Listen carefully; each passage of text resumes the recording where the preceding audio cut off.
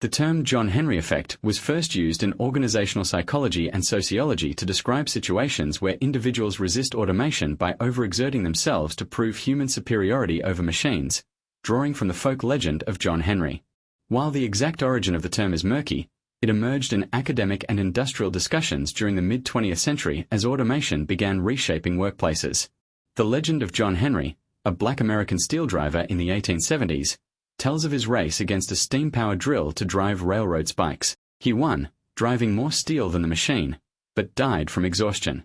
This story became a metaphor for human resistance to mechanization. The term John Henry effect likely first appeared in labor studies or behavioral research in the 1950s or 1960s, when automation in industries like manufacturing and mining sparked fears of job loss. One of the earliest documented uses comes from industrial psychology, where researchers observed workers pushing themselves to physical or mental extremes to outpace new machinery, mirroring John Henry's fatal effort. For instance, in early factory settings, workers would increase output to delay mechanization, often risking burnout or injury.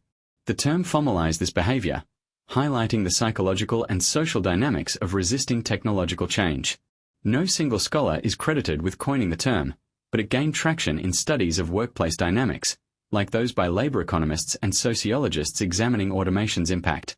By the 1970s, it was used to analyze resistance in unionized industries, where workers feared machines would render their skills obsolete. The John Henry effect remains relevant in discussions of automation anxiety, from assembly lines to modern AI-driven workplaces, where employees may overwork to prove their value against technology.